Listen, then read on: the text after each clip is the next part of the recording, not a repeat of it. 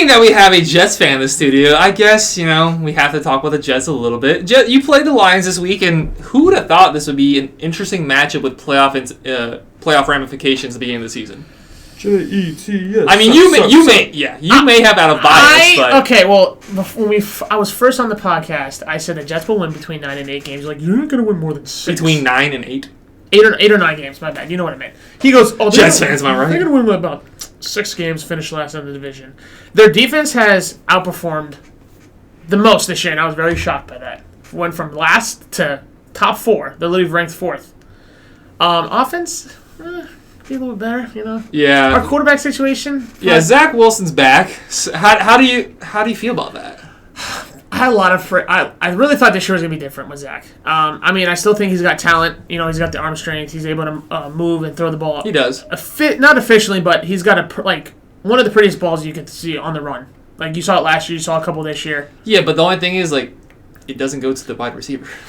Well, last year there was a couple that did. 4 touchdowns, 5 interceptions. But he's also 5-2 as a starter. Okay, let's take a look at Breece Hall is 5-2. Oh, but still, Breece Hall's still your leading rusher. Yeah, I know. Breece Hall is a baller. Yeah, it's week 15. 14. Well, we also had 15. Michael Carter 14. also got hurt. We're going into 15. No, this is week 14. We're going into 15. We're going into week 15. Oh, yeah. Shut up. Stop yelling at me. But, no, I think the Jets can pull out at least... I think they can probably go 3-1 their next 4. Okay, so let's start with this first game here. Obviously, Dolphins fans are going to look at you like you're stupid. Okay. I think you're going to lose this week. I'm straight up because we sat here and we thought that the Lions were going to beat the Vikings. They did. The Lions have been impressed. If they had beaten the Bills, would that be a 5-game winning streak right now? Yeah. If they had beaten the Buffalo Bills on Thanksgiving, they've had some impressive showings. It'd be like 6 or 7 games. 1, 2, they've won 3 straight. 4, 5, 6. Yeah. It'd be a 6-game winning streak if they beat the Bills, and they nearly did if Josh Allen is just not really good at football. He was a little worse at football. When Josh Allen chooses to be good at football, he's really good at football. I think that's. Well, he chooses not to have an elbow injury. Yeah. UCL, yeah.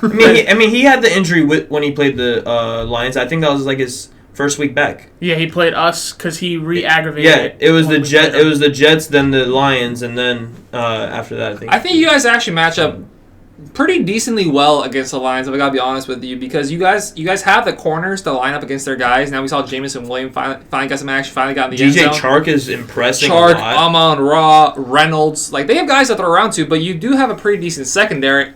And on the line, we were talking about Quinn and Williams before this. TJ Hawkins. They're running. Thank you. You're welcome. You know how to remind you. You want Mike Gesicki? No. Honestly, you can have him. Please for a bag of chips. Please, yes. Please take Mike Gesicki. You're not in. If he blames Mike Gesicki for Mike Gesicki sucks. They're not getting him the ball. They're not throwing him the ball. This is a Jets video. It's a Jets video, but we're talking about Mike Gesicki and the Dolphins. You brought up Mike Gesicki. I was very in my right to bring up TJ Hawkinson. Because he's upset about it. Hawkinson's is infinitely better than Gesicki. Yeah, Hawkinson. I just said it'd be amazing if they had a tight end, which they just traded away and everybody called him stupid for. So Jets? No, the freaking Lions. We're talking about the Jets right now. We're talking about the Lions matchup, and we were just talking about how good their weapons were. Whatever. Oh my god. I'm tired. You see what I deal with every Friday? Every Friday. I just got hit with the most insane wave of tired I've ever felt from doing nothing today. It's incredible the tired I just got hit with. I digress. You have winnable games on paper this week, but they also games that you could lose against. Lions this week, Jags, Seahawks, Dolphins.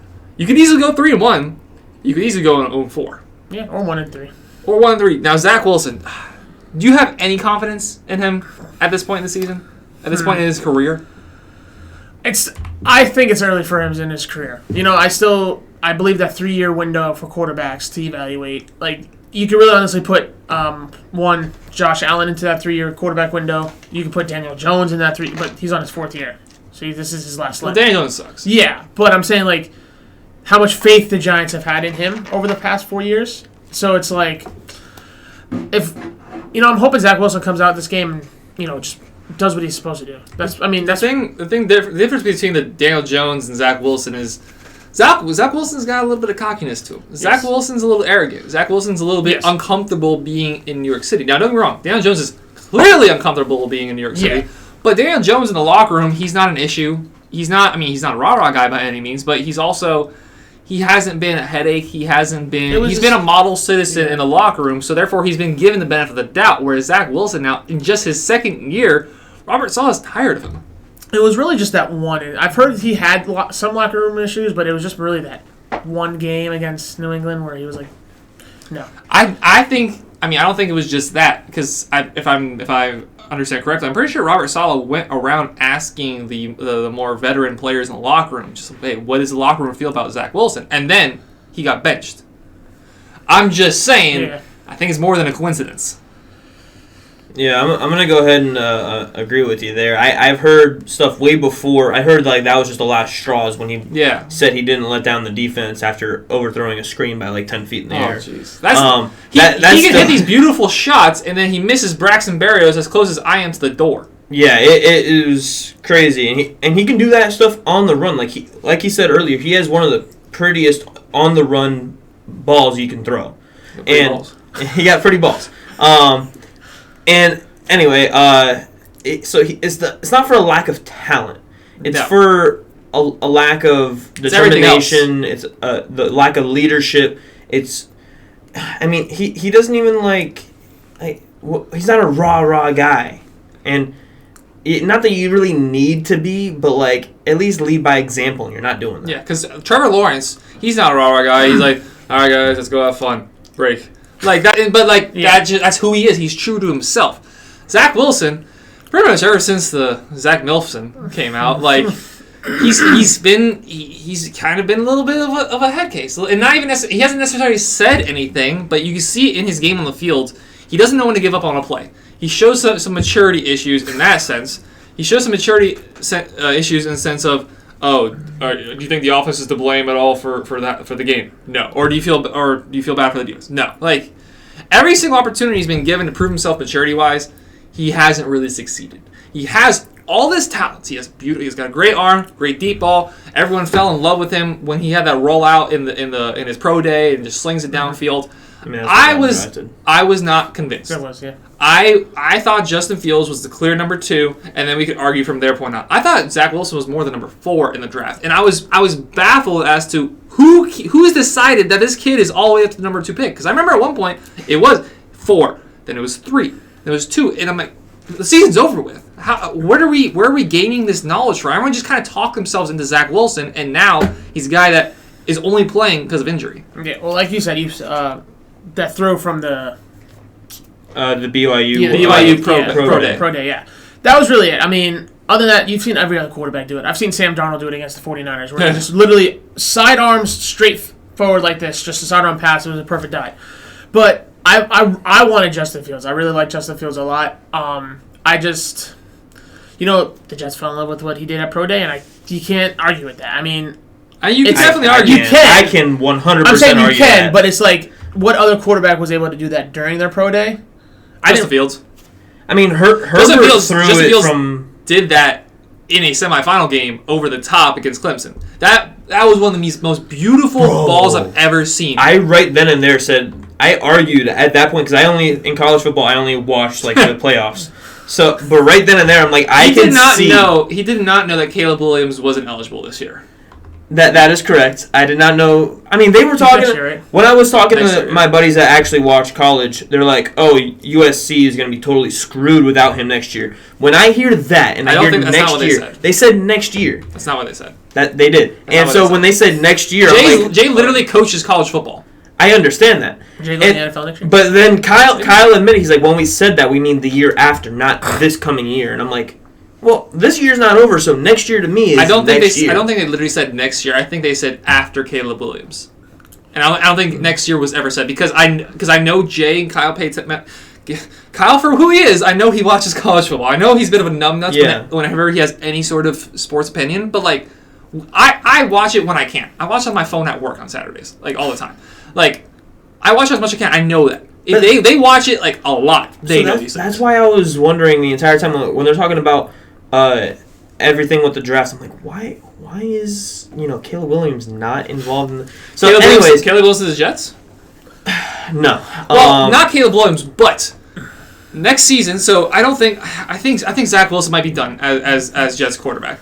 I think Aaron Rodgers is definitely an interesting proposition. So we left off on where I was saying... I don't care. Aaron... We were there too long. You defended that. Aaron Rodgers to the Jets. I mean, we talked about this for a while. What would you think? I wouldn't mind it. I think, obviously, Aaron Rodgers is probably still top 3 greatest quarterback in the NFL. Hands down. Well, not at this season, but from everything else he's able to do.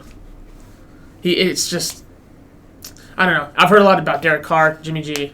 So, I mean, Zach Wilson can be gone next year. I mean, I couldn't tell you. I think it is going to be Rodgers.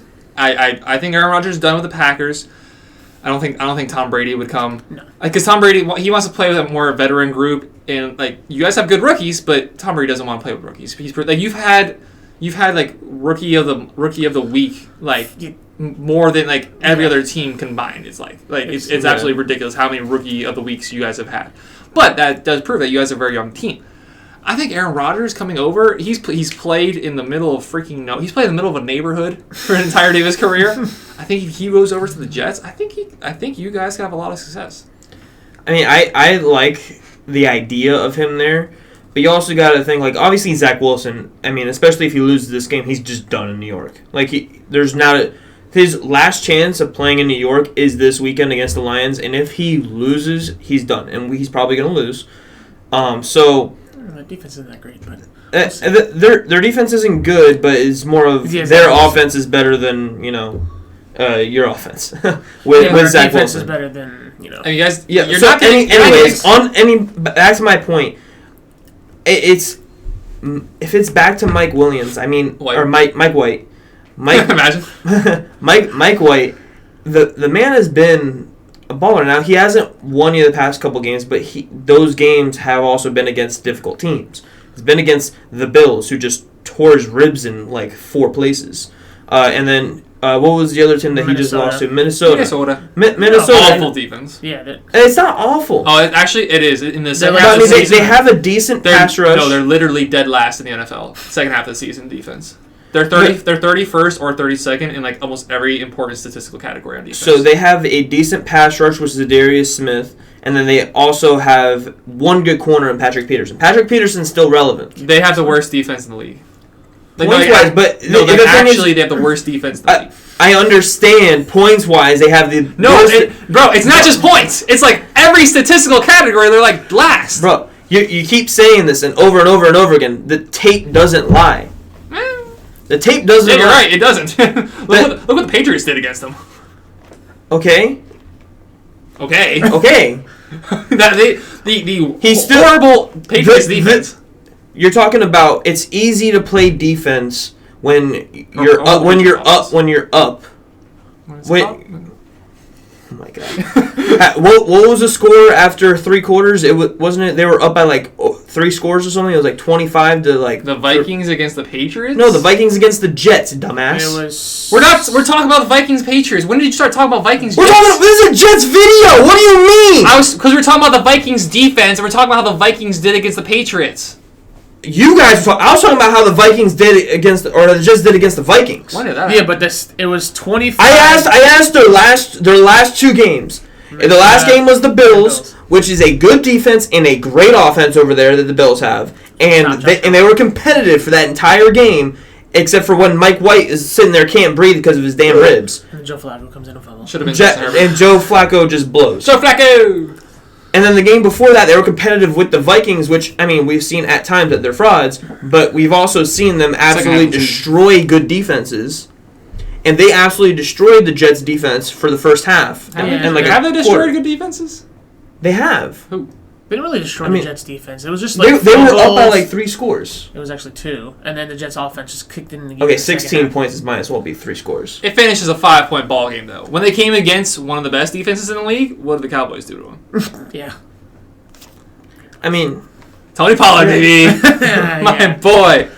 I was supposed to get Tony Pollard too, and I said no. Yeah, I appreciate you for Tony Pollard. Joe, but let's just wrap this in a nice cocoon. We're playing Lions this week. What do you expect to see from your Jets this week? Obviously, I'm expecting to win. I think Zach Wilson can go out there and at least throw maybe 1-2 touchdown passes, maybe a rushing touchdown. But I still think about 150 to 200 yards. He's not gonna just go out there and just throw the ball downfield every single time. I think it's just gonna be like another game management game where he's been doing the past prior weeks to get to New England. But I do think 28-20 is the score. 28-20. Who's winning? Jets. I'm going to go ahead with my prediction here. Now, I don't think Zach Wilson's going to have the best game. I don't think he's going to have the worst game. I think it's going to be between 150 200 yards passing. I think they're really going to have to do it on the ground game. I still don't think they get the job done, though. The offensive weapons that they just have on the other side, Jameson Williams is just going to get more involved. And I think it's going to be a lower scoring ball game for a Lions offense. I'm going to say 23-18. So, I think the Lions are going to clap. I remember the last couple times he said that. Bro, every single time we have this prediction, I think the Lions are going to win. I think the Lions are going to win like 30-13. Every single time we have a blowout prediction, it ends up being every time. Whoa! Every time. No. I never predict blowouts. Bull. When did I predict blowout? You just predicted. Yeah. Last week with me that the Dolphins would blow the absolute donkey shit out of the Chargers. That did not happen. I said 27-21. What was the score? No, you did not. Yes, I did. Oh, yes, I did. Yes, I did. Run the tape back. Run the tape. I probably forgot to do it, so hi. I said 27-21, and then we did the stream at the Airbnb, and I changed to 31-21. I just don't think it's going to be... I don't think they're going to get over 30 points. The Jets' defense is allowed 20 points or less this entire season. Yeah, but Zach Wilson sucks. He's going to throw like 2 pick sixes. It's going to be... But the thing is that the Lions do a good job running the ball, too, so they're going to eat a lot of clock. They are, if nothing else, a smart football team. Are you making the playoffs? Jets? Are you making the playoffs? We miss it out by 1 game if we lose this week.